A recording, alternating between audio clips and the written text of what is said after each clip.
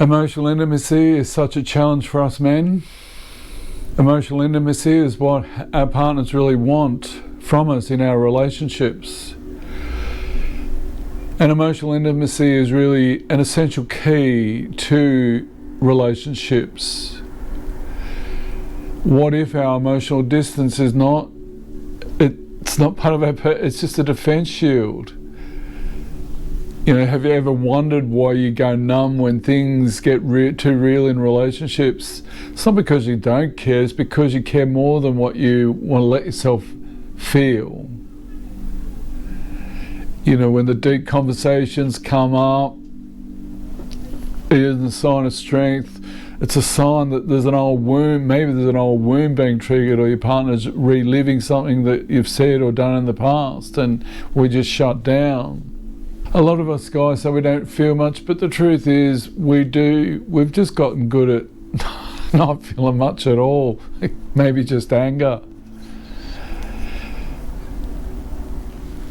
The idea of this conversation is for us to begin to recognise our fear of intimacy and where it comes from and how can we move through it. By learning to move through it, it benefits ourselves, but it also benefits our relationships to our partners, to our family, our friends. You know, we're not broken by this trait. It's a defense shield, and it's a defense shield that our nervous system has just gotten used to doing, you know, the fight, flight, freeze process. How do we retrain ourselves? You know, the fear of emotional intimacy is often a defense mechanism that can have a history, a past history of past shame, past rejections, or past unmet childhood needs growing up. We all remember that first childhood sweetheart and our hearts were broken. Now, in emotional intimacy, we are vulnerable, and perhaps our nervous system has been trained to protect it in the ways that we do protect it, shutting down, avoiding it, turning it into anger, frustration, shut down, going numb.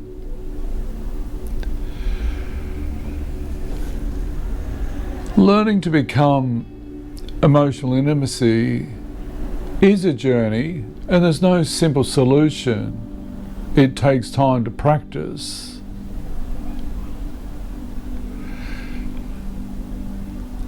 Stepping into that practice isn't easy, but if we don't learn to face our emotional intimacy, we'll end up sabotaging our connection with our partners, or even without us knowing. It's like, you know, keeping her at arm's length, or keeping friends at arm's length.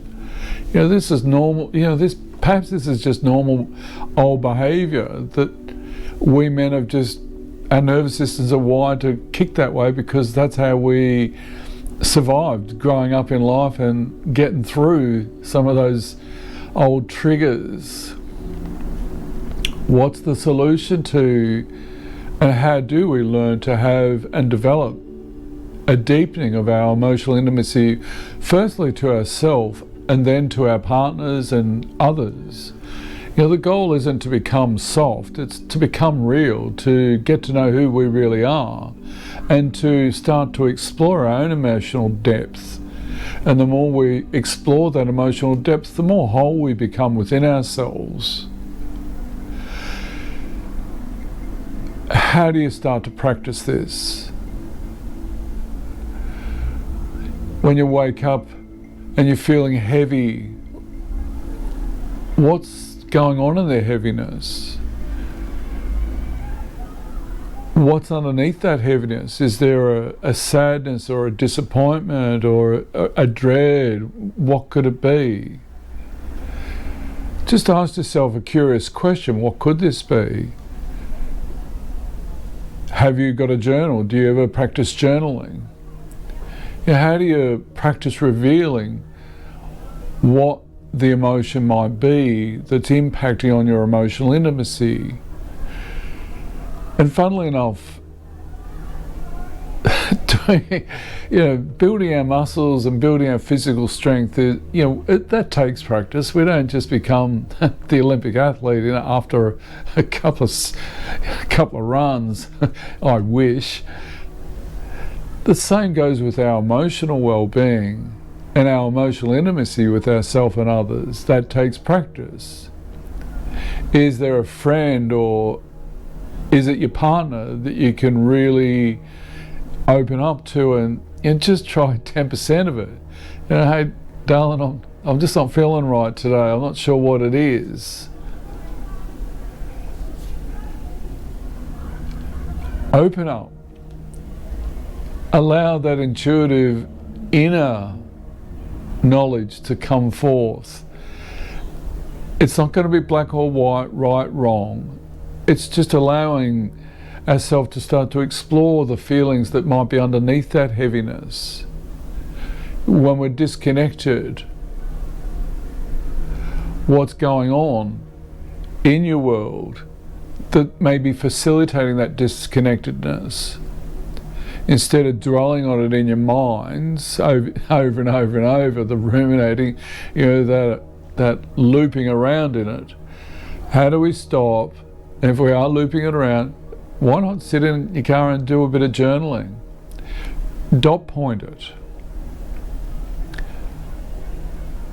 Then go home and talk to your partner about it. And yes, when we're talking to our partners in emotional intimacy, there will be a level of vulnerability. But who's doing the judging of that vulnerability, and how much is our judging that vulnerability impacting on our ability to have emotional intimacy? I suspect quite a lot.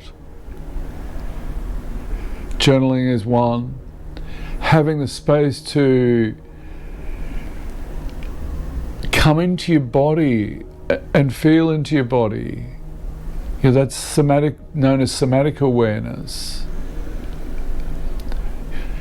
Our bodies keep score of these emotions and neurochemicals that, they're throughout our bodies, and our body armors up, and that armor is protecting that emotional vulnerability within ourselves.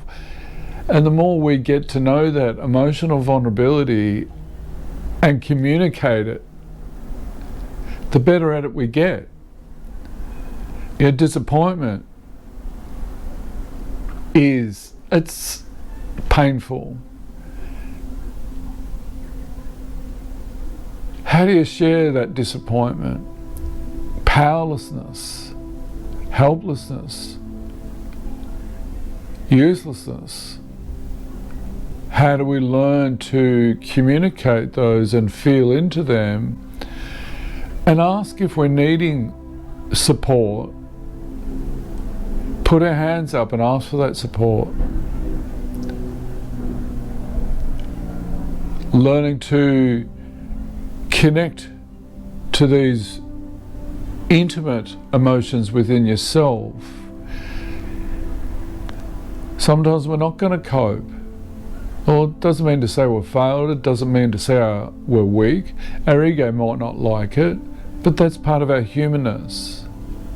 Learning to connect to that and talk about it, learning to process it,